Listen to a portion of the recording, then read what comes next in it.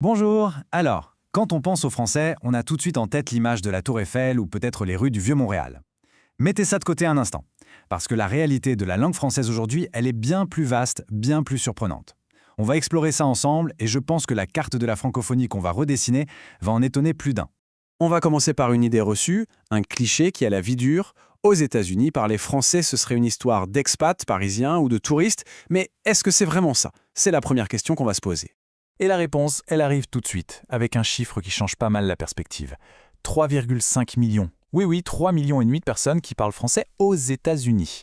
Alors là, on compte tout le monde. Les locuteurs natifs, ceux qui parlent créole, et puis tous ceux qui le maîtrisent. On est donc très très loin de l'image de l'expatrié de passage. Alors justement, allons voir ce qui se cache derrière ce chiffre impressionnant. Qui sont ces millions de francophones qui font vivre le français au quotidien sur le sol américain?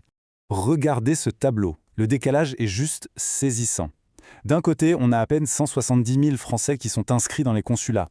Et de l'autre, plus d'1,2 million de personnes qui déclarent parler français à la maison. La conclusion, elle est évidente, la francophonie américaine, ce n'est pas une question de passeport français. C'est une histoire bien plus profonde d'héritage et d'immigration qui vient des quatre coins du monde. Mais attention, il ne faut pas imaginer cette francophonie américaine comme un seul et même bloc. Pas du tout. C'est plutôt une mosaïque, avec des couleurs, des histoires et surtout des accents très différents d'un endroit à l'autre. Allons voir ça de plus près. On peut en fait distinguer 4 grandes zones, 4 visages. D'abord, il y a le nord-est, très marqué par l'héritage franco-canadien. Puis, on descend dans le sud, en Louisiane, avec ses racines cadiennes et créoles. Il y a aussi les grandes métropoles, qui sont de vrais carrefours pour l'immigration mondiale. Et enfin, un 4e visage, celui de l'avenir, qui se dessine dans les salles de classe. On commence par le nord-est. Prenez un État comme le Maine. Ici, la présence du français est historique. Elle est vraiment ancrée dans le paysage, à cause de la proximité avec le Québec, évidemment. Dans certaines villes, comme Madawaska, le français fait partie du quotidien depuis des générations et des générations. Allez, on change complètement de décor, cap au sud, direction la Louisiane. C'est le berceau d'une autre francophonie historique. Mais ici, le français a une saveur bien particulière. C'est celle de Cadien, du créole louisianais, un héritage direct des Acadiens. Et la paroisse de Saint-Martin, c'est vraiment le cœur battant de cette culture. Et c'est ça qui est fascinant, cette diversité. Imaginez un instant. D'un côté, on a un francophone de Louisiane, pour qui la langue est un héritage presque rural, ancré depuis des siècles. Et de l'autre, un francophone qui vit à New York, peut-être arrivé il y a peu d'Afrique de l'Ouest, et qui évolue dans une métropole hyper dynamique. 2 profils, 2 mondes, mais au fond, une seule et même langue qui les relie. Les grandes villes, ce sont de véritables puzzles linguistiques. La Floride, c'est un exemple parfait. On pense souvent aux Québécois qui y passent l'hiver, les snowbirds, mais c'est bien plus que ça. C'est un pôle immense pour la francophonie des Caraïbes, en particulier la communauté haïtienne qui est extrêmement dynamique. Et on arrive au 4e visage, celui de l'avenir. Parce que le français aux États-Unis, ce n'est pas seulement une langue qu'on hérite, c'est aussi une langue qu'on choisit d'apprendre.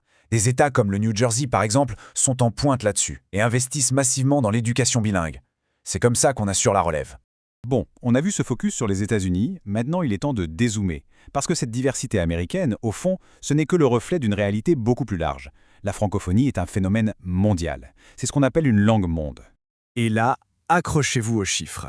En 2026, on estime qu'il y aura plus de 350 millions de personnes qui parlent français sur les 5 continents.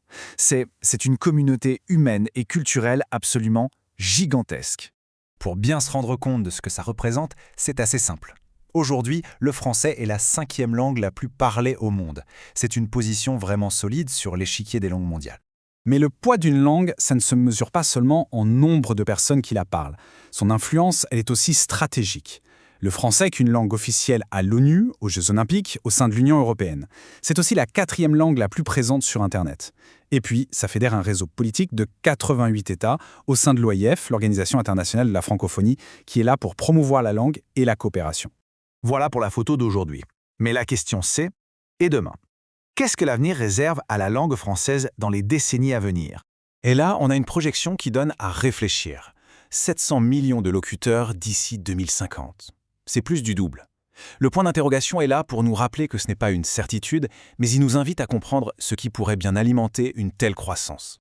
Alors, d'où elle vient, cette croissance potentiellement explosive?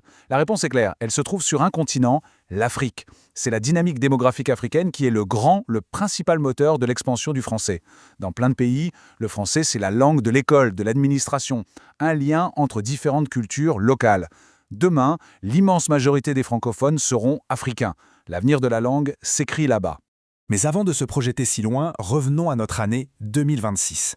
C'est une année qui montre bien cette vitalité. On a un thème fort qui est mis en avant sur le rôle des femmes dans la francophonie et un sommet majeur qui se tiendra au Cambodge, ce qui prouve bien que l'influence du français s'étend aussi jusqu'en Asie. Le point essentiel à retenir de tout ça, c'est que le français est tout sauf une langue figée dans le marbre. C'est une langue bien vivante, qui respire, qui évolue et qui se nourrit des apports de tous les continents. Chaque année, des nouveaux mots qui viennent d'Afrique, d'Amérique ou d'Asie font leur entrée dans le dictionnaire. Alors, pour conclure tout ça, il reste une grande question en suspens. Si cette francophonie est si diverse et en pleine transformation, quelle sera sa voix principale demain? Est-ce qu'elle sonnera plus africaine, plus américaine, plus créole? En fait, c'est peut-être ça toute la richesse de son avenir, ne pas avoir une seule voix, mais plutôt un concert de voix.